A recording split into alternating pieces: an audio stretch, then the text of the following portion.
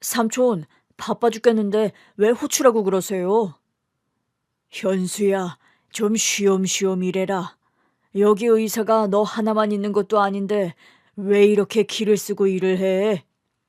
응급 전문의가 응급 환자를 보는데 왜 기를 쓰고 일하냐고요? 병원장님이 할 말이 아닌 것 같네요, 삼촌. 다른 응급 전문의도 많잖아. 좀 쉬어라. 알았어요. 숙직실 가서 좀 잘게요. 저 쉬라고 부른 거예요? 아니, 용건이 있어서 불렀다. 무슨 용건이요? 너 출장 좀 다녀와라. 김 선생, 내가 주소 보내줄 테니까 출장 진료 좀 다녀와. 출장이요? 뭐래? 대학병원 의사가 출장을 갑니까? 삼촌, 저를 조카 삼아 주신 건 감사한데 너무 막 부려먹는 거 아니에요? 내가 잘 아는 분이라서 그래.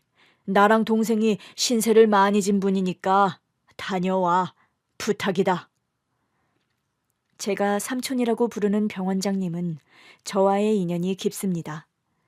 그 이야기는 잠시 후에 풀기로 하고 삼촌이 다녀오라는 곳에 출장을 나갔어요. 으리으리한 주택 앞에 도착해 초인종을 눌렀더니 가정부가 나오며 대문을 열어줬습니다. 저희 집 사모님은 여러 고비를 넘긴 분이십니다. 함부로 소견을 하시면 안 됩니다. 그 말에 기분이 확 나빠져서 말했어요. 저기 여사님, 저 의사입니다. 지금 저한테 충고하시는 거예요? 함부로 소견하다뇨? 제 말이 기분 나쁘게 들렸다면 사과드릴게요. 됐으니까 얼른 안내해 주세요. 가정부가 하는 말 때문에 기분 상한 채로 집 안으로 들어갔습니다. 집이 하도 커서 엄청 많이 걸어서 안방 앞에 도착했어요. 노크를 하고 가정부가 문을 열었습니다. 침실로 다가가자 나이가 많이 든 여자분이 누워 계셨어요. 박 원장님이 보내서 왔습니다. 사모님, 진찰 좀 하겠습니다. 아, 박 원장이 보내신 분이군요.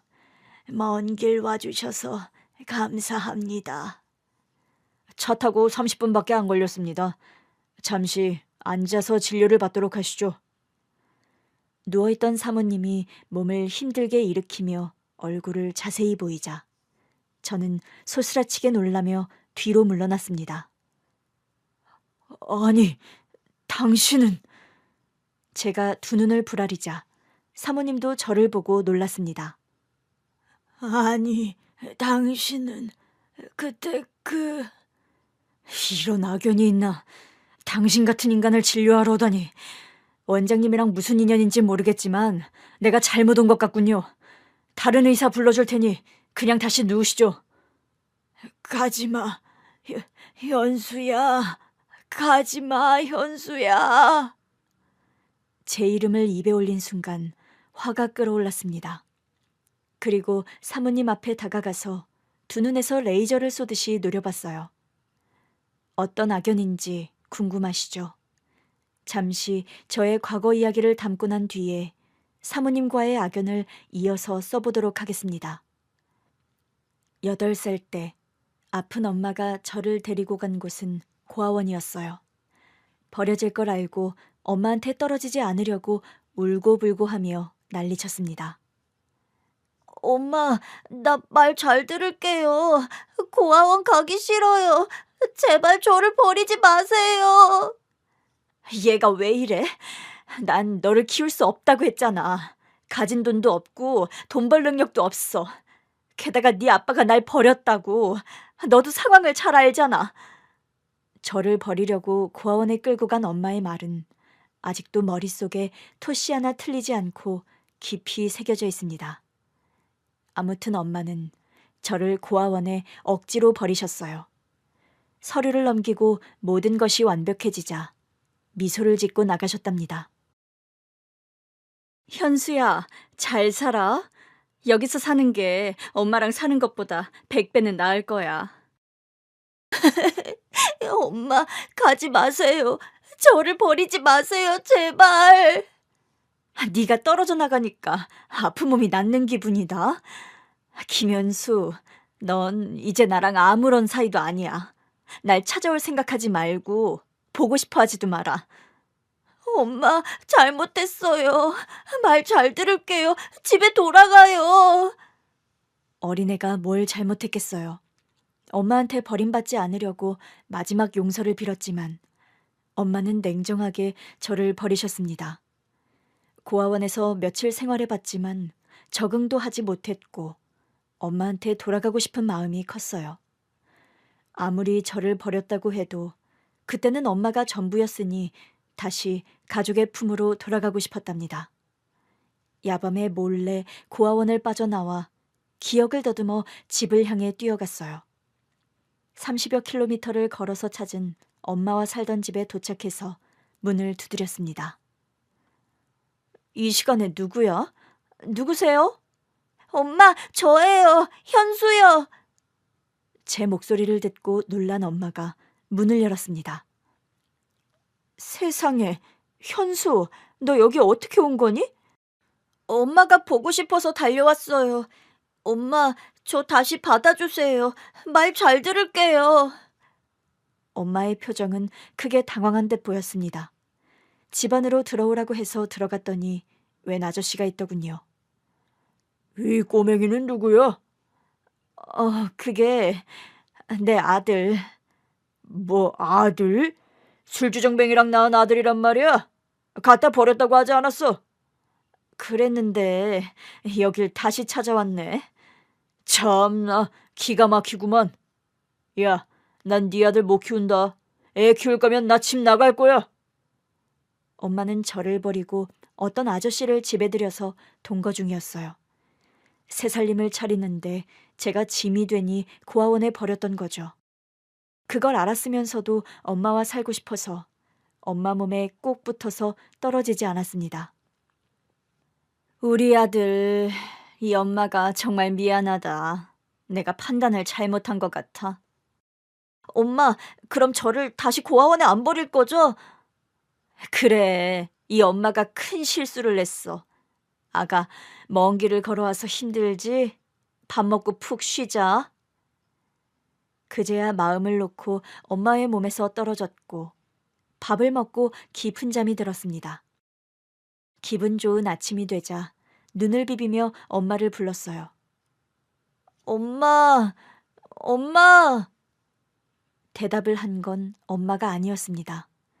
고아원 원장님이었어요. 현수야, 엄마는 없다. 원장님? 우리 집에 찾아온 거예요? 저 고아원 안 가요. 현수야, 주위를 둘러봐. 여긴 고아원이다. 어젯밤에 네 엄마가 자고 있는 널 데리고 왔어. 넌 법적으로 이 고아원의 일원이니 말없이 도망가고 그러면 안 된다.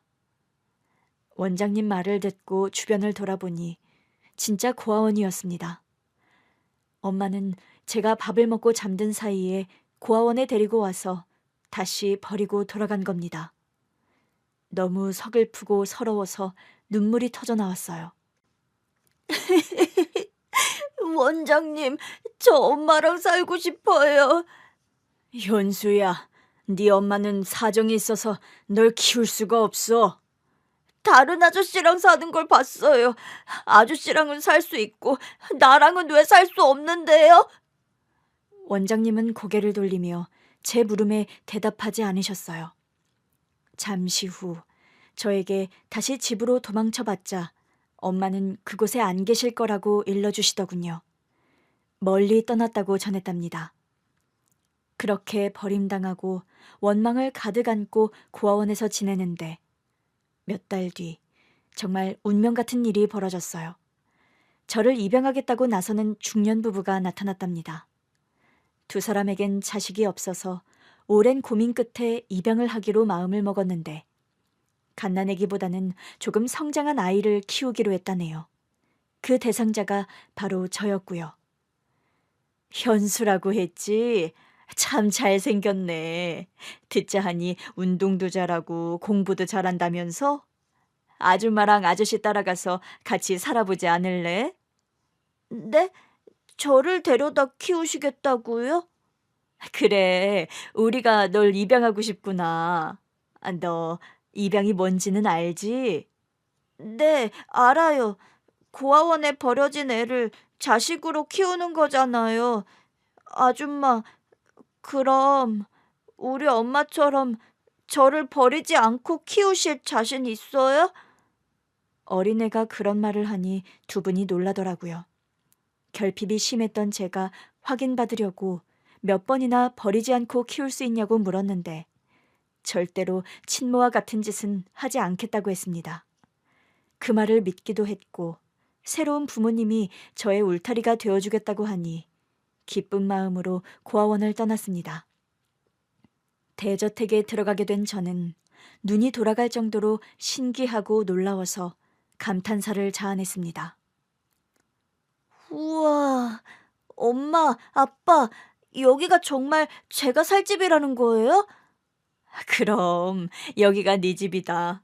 현수 네 방도 구경해야지. 우리가 벽지랑 도배도 했고 가방이랑 책이랑 많이 사놨다. 얼른 들어가 보자. 친엄마랑 살 때도 제 방은 따로 없었습니다. 그러니 기대하는 마음으로 제 방의 문을 열었습니다. 우와, 진짜 여기가 제가 지낼 방이라는 거예요? 엄마, 아빠, 엄청 근사해요. 믿어지지 않아요. 정말 고마워요. 현수가 좋아해서 다행이네. 앞으로 엄마 아빠가 많은 선물을 해줄 테니까 실컷 누리면서 지내렴. 내일 새로운 학교에 가야 하니 책가방부터 싸볼까? 네, 엄마. 엄마와 책가방도 쌌고 새 운동화에 끈을 끼우고 신어보기도 했습니다. 그리고 비싼 메이커옷을 입어보고 거울 앞에 서보기도 했죠. 이 모든 것을 누릴 수 있다는 게 정말 감동이었습니다. 아빠는 밖에 일이 바빠서 저녁에 몇 시간밖에 뵙지 못했는데 엄마는 학교에 간 시간 이외에 항상 제 옆에 계셨어요. 그때 당시에 학교 앞에서 기다리는 엄마가 거의 없던 시절이었는데 저희 엄마는 항상 저를 기다렸답니다. 엄마! 엄마! 아들, 오늘 학교에서 재밌었니?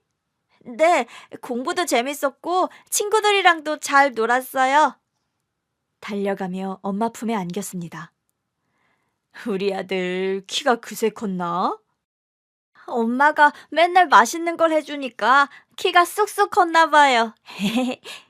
그래, 집에 가서 맛있는 거 더 많이 먹고 쑥쑥 커보자.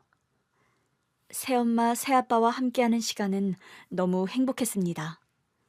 친엄마가 가끔 생각나긴 했지만 양부모님이 새로운 행복을 채워주셔서 다시는 안 만나도 상관없을 것 같았어요. 해가 여러 번 지나고 중학생이 되었을 때 학교에서 전교 1등까지 거머쥐었습니다. 엄마는 감동하며 기뻐하셨고 아빠도 제 미래가 기대된다며 훗날 아빠의 회사를 물려받아 성공하는 날이 올 거라고 칭찬하셨습니다. 그런 행복을 맛보고 있었는데 어느 날 하루아침에 아빠의 회사가 망해버렸어요. 자세한 건 모르지만 보직 문제와 거래처의 배신 등이 문제라고 들었던 것 같습니다. 그때부터 집안 분위기는 엉망이었어요. 그리고 빚을 해결하지 못하자 저희가 살던 집이 남의 손으로 넘어갔답니다. 작은 단칸방으로 이사를 하게 되었고 제 방은 이제 사라졌답니다. 그래도 양부모님과 끝까지 함께 살 수만 있다면 이까짓 거는 다 견딜 수 있었어요. 그런데 사업 망한 아빠가 얼마 못 가 극단적인 선택으로 세상을 떠났습니다. 그리고 엄마는 집에서 거의 누워만 있었어요. 시름시름 앓는 소리만 내었고 전과 같은 다정한 엄마의 모습을 다시는 볼 수 없었습니다. 이제 막 중학생이 되어 한 학기를 보냈는데 많은 일들이 있어 제 멘탈도 많이 부서졌답니다. 엄마, 밥 드세요. 계란이랑 참치 넣어서 볶았어요. 너나 먹어라. 엄마, 그러지 말고. 너나 먹으라고. 난 생각 없다. 엄마는 아빠가 돌아가시고 몸져 누웠는데 병원도 안 가고 식사도 잘 하지 않으셨습니다. 중학교 1학년이 끝나고 방학을 보내는 내내 엄마를 돌보려고 했지만 늘 제 손길을 거부하셨어요. 이러지도 저러지도 못하는 저는 꽂아 놓은 보릿자루 마냥 눈치를 보면서 단칸방에서 식은땀을 흘렸답니다. 2학년에 올라가자 학비를 내라는 지로용지를 받고 집에 왔어요. 엄마한테 보여드렸더니 바로 바닥에 내려놓으시더군요. 현수야, 이제 엄마가 너한테 해줄 수 있는 게 없다. 뭘 해주지 않으셔도 돼요. 그냥 아프지 않고 제 옆에만 있으면 돼요. 학비는 제가 알아서 해볼게요. 네가 알아서 하긴 뭘 알아서 한다는 거야. 엄마, 왜 화를 내고 그러세요? 현수, 너 다시 고아원으로 돌아가야겠다. 이제 엄마는 널 키울 능력이 없어. 엄마, 그러지 마세요. 저 아르바이트해서 돈 벌게요. 학비 제가 알아서 마련할게요. 나중에 꼭 효도할게요. 그러니... 엄마는 제 말을 자르고 말씀하셨습니다. 난 널 키울 수 없다. 다시 고아원에 돌아가. 사회복지사 만나고 왔는데 너 살던 고아원으로 다시 갈 수 있대. 엄마, 저를 버리려고요? 버리는 게 아니야. 네가 나랑 같이 살아봤자 받을 수 있는 게 없어.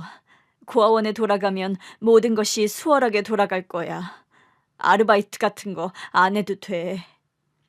또 버려지는 것이 싫었고 엄마를 진심으로 사랑해서 헤어지기 싫었습니다.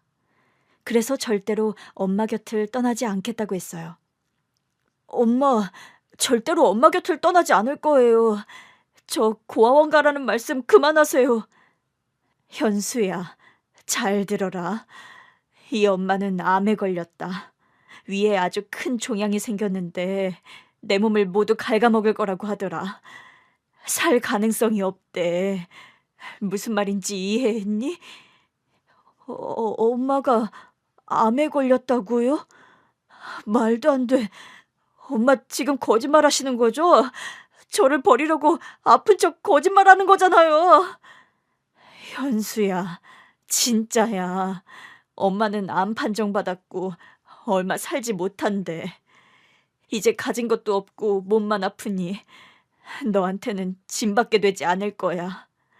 그만 고아원으로 돌아가라. 시한부라는 엄마의 말씀에 크게 오열하며 절대로 엄마 곁을 떠나지 않겠다고 했어요. 그런데 얼마 뒤 병원차가 와서 엄마를 모셔갔습니다. 엄마의 곁을 지키려고 따라갔는데 시름시름 앓는 엄마는 제가 옆에 있는지도 모르고 잠만 주무셨어요. 그리고 곧 사회복지사가 찾아와서 저를 고아원에 데리고 갔습니다. 생활이 여러 번 바뀌니 저의 정신력은 많이 망가져서 공부도 소홀히 했고 학우와의 관계도 좋지 못했답니다. 엄마가 계신 병원이 수십 킬로 떨어진 곳이었지만 매일 저녁 찾아가서 배웠는데 어느 날 병원에 계신 엄마가 사라졌습니다. 선생님, 우리 엄마 어디 가셨어요? 다른 곳으로 옮기셨다. 친척분이 오셔서 모셔갔어. 어디로요? 그건 우리도 모른다. 다들 거짓말쟁이에다 사기꾼들이야. 우리 엄마가 아프다는 것도 거짓말이죠? 날 버리려고 다 같이 짜고 생쇼를 한 거잖아요. 의사와 간호사들은 흥분한 저를 말리더니 경비를 불러 병원 밖으로 내보냈습니다. 그 뒤로 엄마의 소식을 전해 들을 수 없었어요. 왜 이렇게 어른들은 이기적일까요? 2번이나 버림받은 저는 고아원에서 지냈는데 엄청 못된 아이로 자랐습니다. 학교에서 누군가 제 이야기를 하는 것 같으면 참지 않고 주먹부터 날렸고 공부도 담을 쌓았습니다. 저를 거지 고아라고 놀리는 한 녀석이 있었는데 하루 날 잡아서 엄청 심하게 패줬어요. 학교 선생님은 저를 불러다 놓고 몽둥이로 흠씬 때리셨습니다. 선생님, 저 자식이 먼저 버림받은 놈이라고 놀렸다고요. 고아원에서 사는 거지 자식이라고 조롱했단 말이에요. 그래서 주먹질을 하면 안 되지. 그럼 어떻게 화를 푸는데요? 그냥 당해야만 하는 겁니까? 현수, 너는 매를 더 맞아야겠다. 누군가가 널 잡아주지 않으면 더 엇나가겠어. 선생님은 제 엉덩이에 피멍이 들도록 매를 들었습니다. 억울하고 화나고 모든 것이 미웠습니다. 나를 버린 두 어머니를 원망하기도 했고요. 학교 생활과 고아원 생활은 저에게 아무런 도움이 되지 않았습니다. 공부를 해서 달라지는 것도 없고 고아원에서 규칙적으로 지내봐야 저의 영혼은 치유되지 않았습니다. 중학교 2학년 때 반항심이 배로 커진 저는 고아원에서 도망 나왔고 학교를 나가지 않았어요. 불량 청소년들이 지내는 폐가에서 지냈습니다. 그중 한 아이가 오토바이가 있었는데 그걸 빌려서 타는 것이 저의 낙이었습니다. 나 오토바이 좀 빌려줘. 너무 멀리 가지 마. 기름 별로 없으니까 적당히 타고 가져와. 알았으니까 키나 줘. 오토바이를 타고 도로를 질주하는데 머릿속이 맑아지는 기분이었습니다. 이대로 영원히 달리고 싶은 마음이었죠. 다시 폐가로 돌아왔는데 어떤 어른이 애들을 세워놓고 뭔가를 묻고 있더라고요. 자세히 보니 제 담임 선생님이었습니다. 현수야, 너 여기 있었구나. 여기는 어떻게 오셨어요? 설마 저를 보러 오셨어요? 그래, 너 만나려고 왔다. 잠깐 이야기 좀 하자. 할 말 없는데요. 또 몽둥이질을 하러 오셨다면 그냥 맞아주지 않을 겁니다. 그러자 선생님이 피식 웃더군요. 네가 왜 이러는지 안다. 현수야, 그래도 돌아가야지. 여기서 계속 이러고 있을 거야? 네, 제 인생이니 신경 쓰지 말고 돌아가세요. 내가 네 담임이니 신경을 써야 하는 건 당연한 일이야. 그리고 나도 네 마음을 누구보다 잘 알아. 선생님이 뭘 하시는데요? 나처럼 고아원에 버려져 본 적이 있으세요? 있다. 네? 나도 고아 출신이야. 형이랑 둘이 고아원에서 자랐어. 그 말에 뭐라 대답해야 할지 모르겠더라고요. 현수야, 너 꿈이 뭐니? 폐가에서 제대로 먹지도 못하면서 반항하는 삶을 살다가 어떤 어른이 될 것 같니? 고아원에 돌아간다고 달라지는 건 뭔데요? 거기나 여기나 다를 게 없거든요. 학교도 지긋지긋해요. 같은 반 동급생들을 하나하나 두들겨 패주고 싶은데 뭐하러 거길 돌아가요? 내가 도와줄게. 선생님이 너 도와줄 테니까 돌아가자. 말로만 뭘 해준다고 하지 마세요. 돌아가면 또 다른 애들 편들면서 저를 두들겨 팰 거잖아요. 그건 네가 주먹질을 했으니까 그런 거고. 현수야, 방황하는 시간이 길면 길수록 좋지 않아. 오늘은 여기까지만 하고 갈 테니 내일 또 보자. 선생님은 강제로 끌고 갈 생각은 아니었나 봅니다. 한참 조언하더니 돌아가더라고요. 다음 날 다시 저를 찾아올까봐 폐가에서 나와버렸어요. 그리고 다른 동네 가출한 애들과 어울렸습니다. 오토바이를 가지고 있는 애들이 몇 명 있어서 그걸 빌려 타려고 친해지려고 애썼습니다. 저기 오토바이 좀 타도 되냐? 바람 좀 쐬고 싶은데. 타. 어차피 이거 훔친 거라 아무나 타도 상관없어. 대신 기름은 네가 넣어서 타라. 그래, 나한테 몇천 원 있으니까 기름 채워서 탈게. 오토바이를 빌려서 도로를 나갔고 매우 빠르게 달렸습니다. 그런데 오토바이의 브레이크가 고장나서 속도를 줄일 수도 멈출 수도 없었습니다. 이런, 브레이크가 고장났잖아. 이를 어쩌지? 순간 머릿속에 온갖 생각이 떠올랐습니다. 저를 버렸던 친모, 입양과 파양을 한 양모, 돌아가신 양부, 그리고 담임 선생님까지 머릿속에 엉켜서 생각났어요. 저는 도로에서 다른 사람이 다치지 않는 방향으로 판단하여 가드레일을 뚫고 떨어지는 걸 택했습니다. 쾅 소리를 크게 울리며 오토바이와 함께 뒹굴며 절벽으로 추락했어요. 흙바닥에 떨어졌을 때 잠시 의식이 있었는데 저로 인해 사고 난 사람이나 차량이 없었습니다. 다행이다 생각하고 눈을 감았답니다. 다시 눈을 떴을 땐 엄청난 통증을 느끼며 일어났습니다. 아, 현수야, 정신이 들어? 온몸이 아파 죽겠어요. 다행이다. 깨어났으니 됐다. 오토바이 브레이크가 고장났어요. 그래서 가드레일을 박아버리고 추락하는 결정을 내렸어요. 제 말에 선생님은 화를 냈습니다.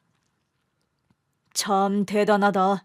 훌륭한 일을 했으니 박수라도 쳐줄까? 그냥 그렇다는 거죠. 여기엔 왜 오셨어요? 내가 네 담임이잖아. 아, 의무가 있어서 오셨구나. 대충 봤으니 그만 가보세요. 퉁명스럽게 말하며 나가라고 손짓했어요. 선생님은 눈 하나 깜짝하지 않고 말씀하셨습니다. 이제부터는 내가 널 사람으로 좀 만들어야겠다. 나도 어릴 적에 너처럼 엇나가서 바로 잡아주던 선생님이 있었으니 그때 선생님처럼 널 제대로 잡아줄 거야. 여기서 치료받고 퇴원하면 나랑 집으로 가는 거다. 우리 집으로. 내가 왜 선생님 집에 가요? 괜히 착한 척 하지 말고 돌아가세요. 안 그래도 오늘은 이만 갈 거야. 너도 쉬어야 하고 나도 할 일이 있으니까. 그런데 계속 이런 태도로 굴면 나도 정중하게 대하지 않을 거다. 너 내가 학교에서 별명이 뭔지 알지? 미친 괴요? 그래, 나 무서운 선생님이야.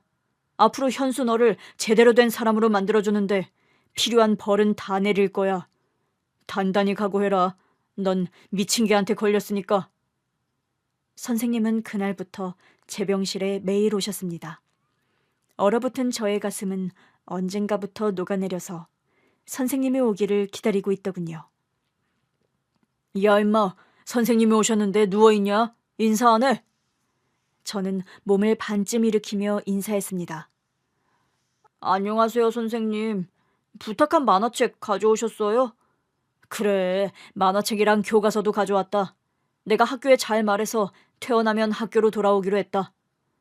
뭐하러 그러셨어요? 그동안 학교 빠진 것도 많아서 퇴학 처리가 될 텐데. 자, 공부 좀 하자. 내가 속성으로 과외해 줄 테니까 잘 배워. 선생님, 그동안 공부를 놓고 살았는데 하루아침에 그게 되겠어요? 그래서 매일 하자는 거잖아, 임마. 내가 개인 시간 쪼개가면서 이러면 너도 고마운 줄 알고 잘 받아들여야 할 거 아니야? 저는 마음에 없는 소리를 했습니다. 누가 개인 시간 쪼개가면서 가르쳐 달래요? 그냥 선생님 인생이나 살아요. 저는 신경 쓰지 마시고.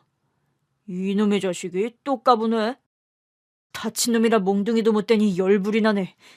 야, 너 태어나면 그동안 밀린 매를 다 맞을 줄 알아? 빨리 책 펴. 네.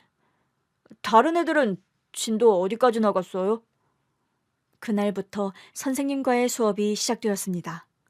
병실에서 깁스를 한 채 교과서를 들고 공부했죠. 오랜만에 공부를 하니 나름 재밌더라고요. 만화책이 옆에 있었지만 교과서를 붙들고 하루 종일 공부만 하면서 시간을 보냈습니다. 2달 뒤 병원에서 퇴원하게 되었습니다. 선생님, 그런데 병원비는 누가 냈어요? 누가 내긴 내가 냈지 짜샤. 진짜요? 그럼 가짜겠냐? 내 피 같은 돈을 네 병원비로 썼으니까 너 진짜 열심히 해야 해. 고맙습니다. 그럼 저 어디로 가요? 고아원에서 다시 받아줄지 모르겠네요. 내가 고아원 원장님이랑 이야기해놨다. 평일에는 내 집에서 지내고 주말에는 고아원으로 가서 지내. 나도 장가 가려면 주말에는 연애도 해야 하니까 그 정도는 이해해줘라. 선생님은 평일에 당신의 집에서 같이 지내자고 하셨어요. 빈말로 한 줄 알았는데 진심이었더라고요. 그래서 선생님 댁으로 갔는데 단칸방이었습니다. 여기서 선생님이랑 둘이 지내자고요? 야 임마, 나 교사 된 지 겨우 2년 됐어. 내가 무슨 돈이 있어서 집을 사겠냐? 그럼 그냥 혼자 지내세요. 고아원이 낫겠어요. 호레비 냄새가 진동하네. 이 자식이 또 까부네. 너 일로 와. 몽둥이 좀 들어야겠다. 알았어요. 그냥 조용히 지낼게요. 됐죠? 기분은 좋긴 했지만 좁은 방에서 선생님의 자리를 빼앗는 것 같아 괜히 엄살 부리듯 싫은 척했답니다. 선생님은 저에게 무엇을 기대했는지 공부를 심하게 시켰어요. 현수야, 밤 10시까지는 공부해라. 공부만이 살 길이라 생각하고 죽어라 공부해. 쌤, 너무 가혹한 거 아닙니까? 저 괴롭히려고 쌤 집에 데리고 온 거죠. 그걸 이제야 알았냐? 내가 너 때문에 학교에서 곤란한 상황을 한두 번 겪은 줄 아냐? 어? 그런데 넌 머리가 있어서 공부를 하면 반드시 성공할 거야. 1학년 때는 전교 1등까지 하던 놈이잖아. 그건 순전히 운이에요. 그리고 양부모님한테 잘 보이려고 노력한 거고요. 그 자식 말 더럽게 많네. 그냥 입 다물고 공부나 해. 너 이번 기말고사에서 평균 90점 못 넘으면 1점에 100대씩 맞을 줄 알아. 빈말하는 거 아니니까 각오하고 공부해라. 쌤, 이걸 고맙다고 해야 해요? 병원비도 내주고 호래비 냄새나는 방에 데리고 와서 보살펴주는 것도 감사한데 너무 가혹한 거 아닙니까? 나중에 나한테 고맙다고 절을 할 거다. 나도 네 나이 때 담임 선생님이 사고 치지 말고 공부하라고 엄청 때렸다. 그러고 보니 선생님의 학창시절 이야기를 못 들었네요. 이야기 좀 해보세요. 그러자 선생님은 피식 웃으며 학창시절 이야기를 들려주셨답니다. 선생님은 고아원에서 학교를 다녔는데 고아라고 왕따 당하고 놀림을 심하게 받았대요. 그래서 말보다 주먹이 먼저 나가서 사고를 엄청나게 쳤는데 담임 선생님이 몽둥이를 매일 들었고 집에 불러다 놓고 공부를 시켰답니다. 점차 반항심이 줄어들었고 선생님의 진심을 알고 더 진심으로 공부해서 성공해야겠다는 생각이 들었어요. 그리고 어릴 적 이야기를 들려주더니 선생님이 꿈이 뭐냐고 물었습니다. 현수야, 너도 나 같은 교사가 되고 싶냐? 아니요, 저는 학생들을 보듬어주는 위인이 못 돼서요. 자식, 그래, 꿈은 나중에 생각해보고 공부나 해라. 담임 선생님 덕분에 학교를 잘 다녔고 공부도 열심히 했어요. 1년 동안은 선생님 댁에서 지냈는데 1살 더 먹고 나서는 도저히 같이 지내기 어렵겠더라고요. 그래서 잘 말씀드리고 고아원으로 아예 돌아갔고 학교 생활을 열심히 했답니다. 너 내가 안 본다고 해서 대충 공부할 생각하지 마라. 나중에 고등학교 올라가서도 내가 계속해서 널 찾아갈 거야. 쌤, 정말 집요하시네요. 저 이제 변했다니까요. 선생님 덕분에 사람 됐다고요. 그걸 안다니 다행이다. 현수야, 조금 있다가 선생님 형 오시니까 밥 먹고 가라. 쌤, 형이요? 그분도 선생님이세요? 선생님이긴 한데 학교 선생님이 아니라 의사 선생님이다. 처음으로 본 담임 선생님의 친형은 굉장히 젠틀해 보이고 멋있었습니다. 밥을 사주시고 이런저런 대화를 나누었는데 응급실 의사에 대한 이야기를 듣고 귀가 쫑긋 서더라고요.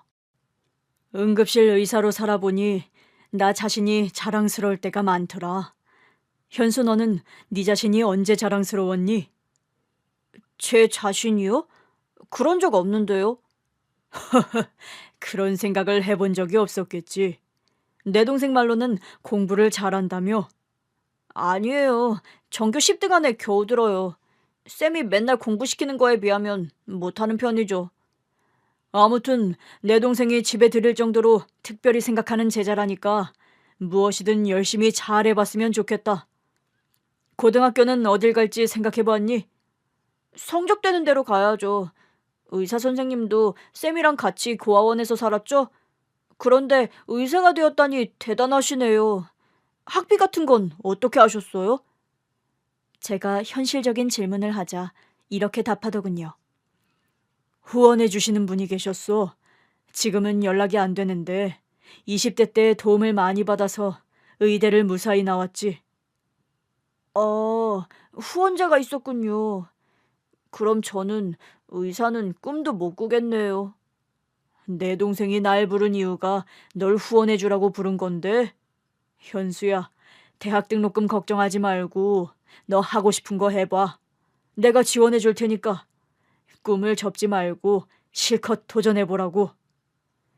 그 말을 듣고 담임 선생님을 봤더니 씩 웃더라고요. 정말 저에게 엄청난 은인이었다는 걸 다시금 깨달았습니다. 그 뒤로 저에게 의사의 꿈이 생겼고 열심히 공부한 결과 의대에 합격했어요.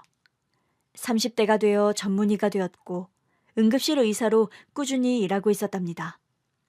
담임 선생님은 결혼해서 아이를 낳고 잘 살고 계셨고 자주 저를 보러 병원에 오셨어요. 현수야, 너 일을 안 쉬고 한다며? 너 장가는 안 가냐? 쌤도 40대에 장가 갔잖아요. 저 아직 창창한 30대라서 결혼 생각 없습니다. 별걸 다 따라하려고 하네. 장가 늦게 가서 좋을 거 없어. 그리고 넌 의사라서 여자들이 줄을 설 거 아니냐. 제가 잘생겨서 인기는 있는데 여자한테 관심이 없어서 아직은 의사로서 열심히 일하고 싶네요. 내가 너를 너무 심하게 잡았나? 야, 임마, 좀 풀어줘도 괜찮아. 왜 이렇게 바쁘게 살아? 충분히 잘하고 있으니까 쉬엄쉬엄 해. 쌤한테 많이 맞긴 했죠. 그 덕에 제가 의사가 된 거 아닙니까? 우리 형이 다 해줬지. 내가 뭘 해줬냐? 쌤 형이니까 제가 믿은 거죠. 쌤 아니었으면 저 의사가 아니라 어디 길바닥 노숙자나 되었을 겁니다. 항상 고맙게 생각하니까 그런 줄 아세요. 자식. 그래, 현수야. 이 선생님은 네가 항상 자랑스럽다. 잘 커줘서 고맙다. 그렇게 선생님 덕분에 전문의까지 잘 성장했고 저에게 의사의 꿈을 실어준 선생님의 형인 병원장님 밑에서 응급실 의사로 쉬지 않고 일하고 있었어요. 삼촌이라고 호칭할 만큼 가까워졌고 허물없이 친하게 지냈답니다. 그리고 저에게 출장 진료를 부탁하셔서 대저택으로 갔고 늙은 여자를 조우하게 된 것입니다. 다시 그 순간으로 넘어와서 이야기를 이어서 써보겠습니다. 당신이 어떻게... 내가 잘못 온 것 같군요. 그만 가보겠습니다. 현수야, 가지마. 엄마 말 좀 들어봐. 암 판정받고 시한부라고 날 파양하고 사라진 사람이 지금까지 살아있어요? 이게 말이 됩니까? 그때 정말로 암이었어. 가망 없다고 해서 포기한 상태였다고. 그런데 친척 중 한 분이 미국으로 오라고 해서 신락 같은 희망을 걸고 갔어. 날 파양하고 고아원에 버리고 말없이 병원에서 사라졌던 시기겠죠. 그때 사라진 게 미국에 간 겁니까? 그래, 거기서 특별한 치료를 받게 되었고 수년 동안 투병 생활을 하다가 완치했어. 그럼 다시 날 찾아왔어야죠. 사과하고 다시 엄마가 되어줬어야죠. 그때 아무것도 가진 게 없었다. 몸이 낫고 미국에서 줄곧 식당에서 일하며 입에 풀칠하면서 살았어. 내가 한국에 오게 된 건 얼마 전 친척이 돌아가셨고 상당한 유산을 혼자 받게 되었기 때문이야. 여기 온 지 몇 달 되지 않았어. 참, 변명 한 번 아주 완벽하네요. 현수야, 이 엄마를 용서하고 다시 받아주면 안 되겠니? 이 엄마는 늘 네가 그리웠어. 널 다시 찾고 싶었지만 가진 것도 없고 몸도 성치 않아서 감히 찾을 수가 없었어. 그렇게 변명인지 해명인지 하는 말을 줄기차게 들었지만 저의 마음은 돌아서지 않았습니다. 출장 진료를 거부하고 대저택에서 나와버렸습니다. 다시 병원으로 돌아갔더니 병원장님이 저를 부르더라고요. 현수야, 이야기 들었어. 사모님이 네 양어머니였다고. 삼촌, 그 여자를 어떻게 아는 거예요? 출장 진료까지 봐줄 만큼 가까운 사람이에요? 날 후원해 주신 분이야. 대학 다닐 때 학비를 다 내주시고 성장시켜 주신 감사한 분이야. 그분이 입양한 건 듣긴 했는데 내가 집까지 찾아가지 않았으니 너였는 줄 몰랐다. 후원자라. 그런데 저랑은 상관없어요. 암 말기 환자라고 해놓고 지금까지 살아있는 걸 보니 엄청 큰 충격이고 배신감이 듭니다. 날 파양하고 사라졌던 사람이에요.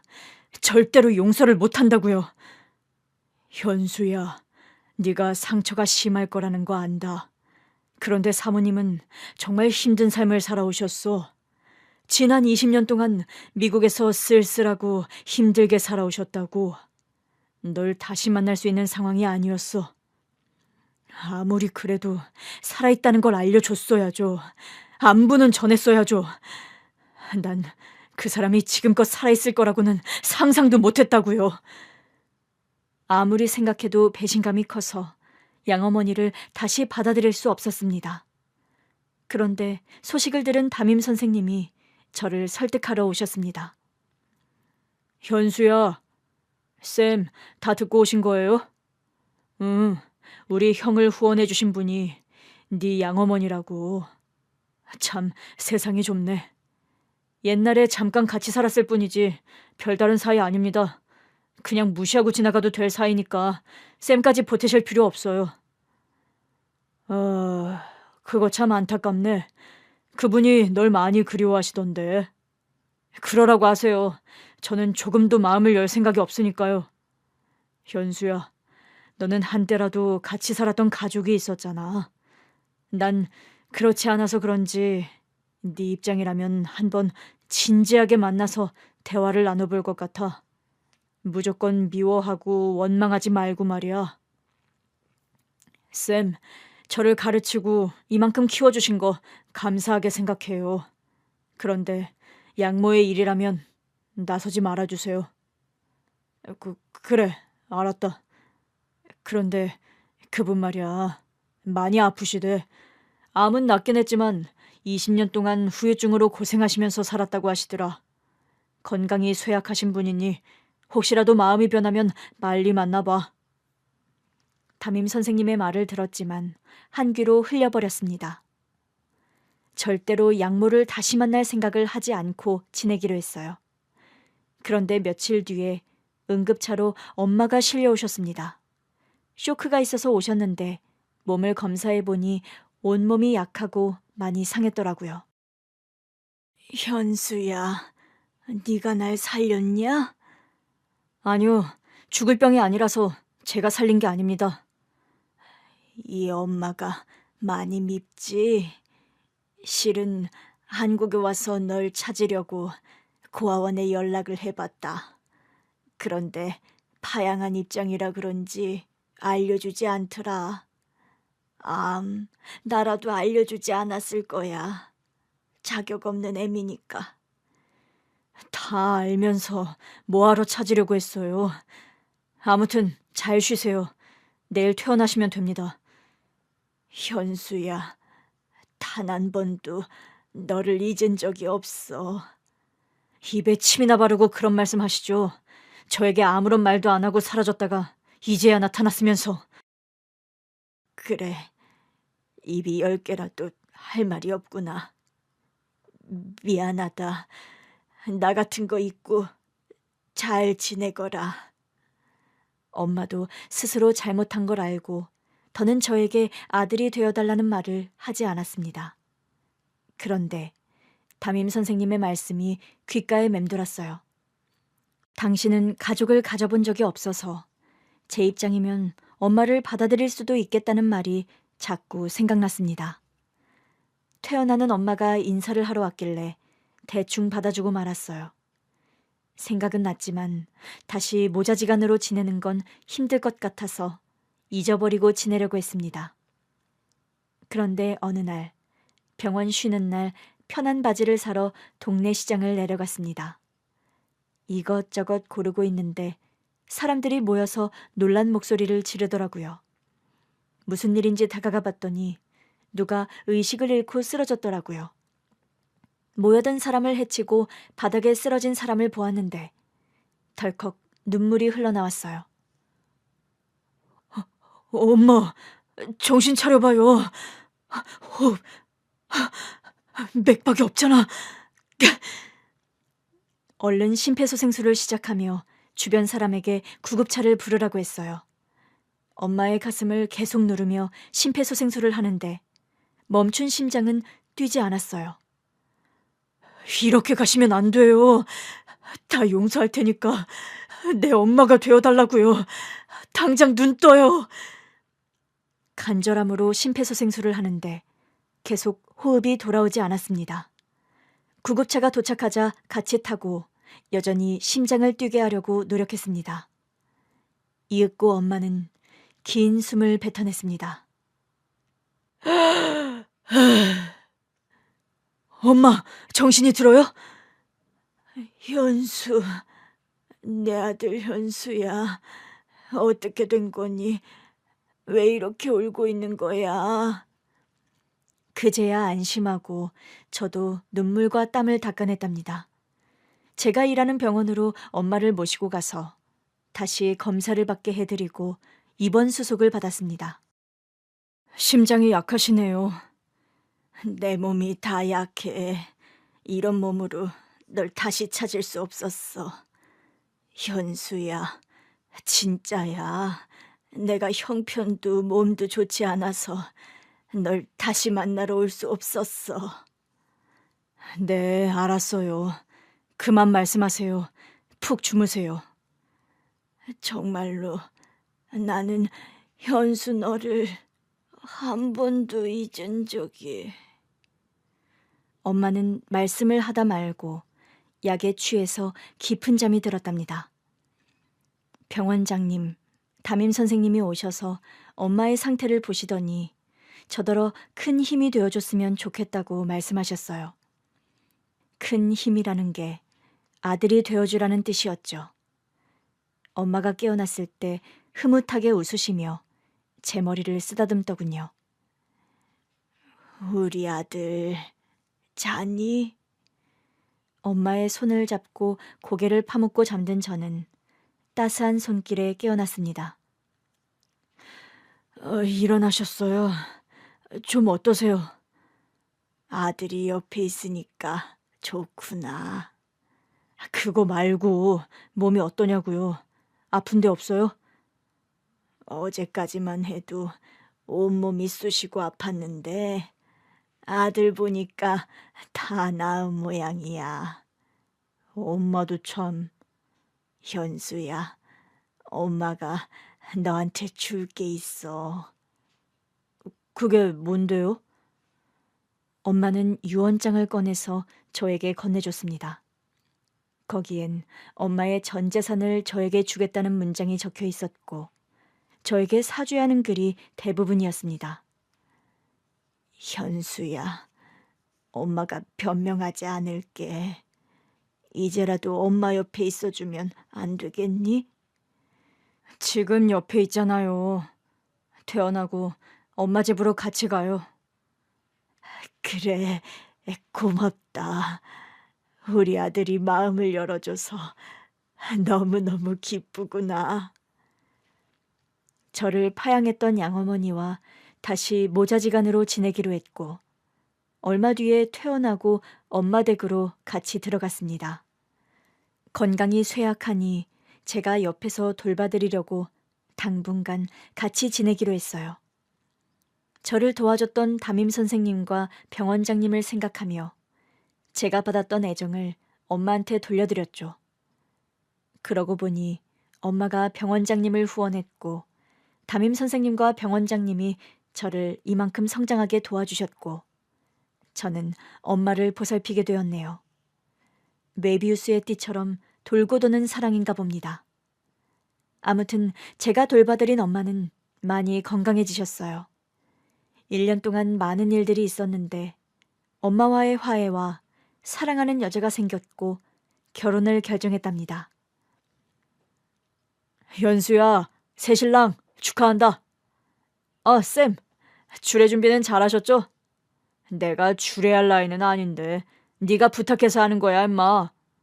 제가 쌤 아니면 누구한테 주례를 맡기겠어요? 우리 형한테 부탁할 줄 알았더니. 넌 우리 형한테는 삼촌이라고 부르잖아. 내가 쌤한테 삼촌이라고 부르면 좋겠어요? 아니, 어디 감히 스승한테? 거봐요.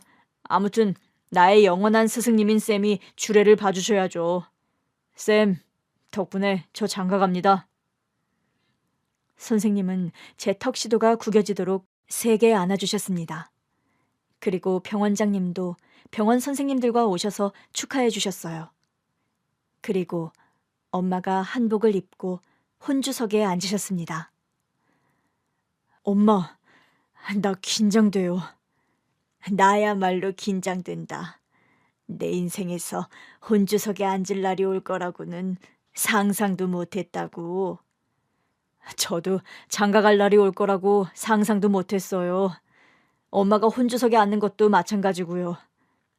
엄마, 우리한테 많은 일들이 있었지만 좋은 것만 기억해요. 그래, 현수야. 고맙다. 나도 고마워요. 나 무대 뒤로 그만 가볼 테니까 결혼식 잘 봐주세요. 얼른 예식장 뒤로 가서 신랑 입장할 준비를 했습니다.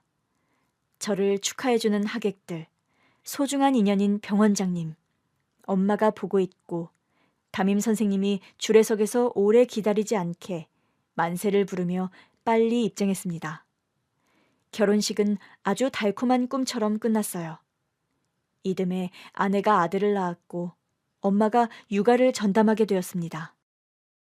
현수야, 우리 손주가 꼭 너 어릴 때랑 똑같이 생겼다. 이 눈을 보니까 현수 너 어릴 때가 생각나는 거 있지? 제가 아기 때 못 봤잖아요.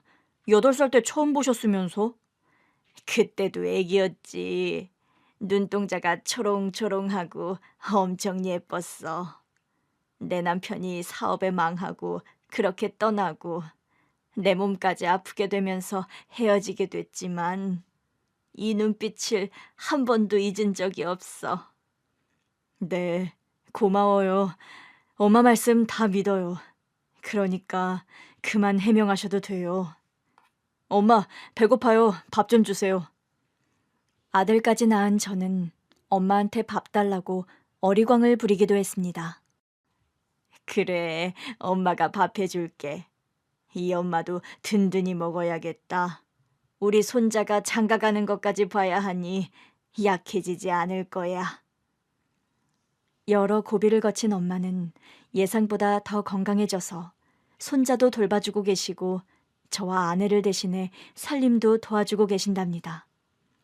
어릴 적 상처가 많고 결핍이 많던 제가 여기까지 살아온 것만 봐도 참 대단한 것 같아요.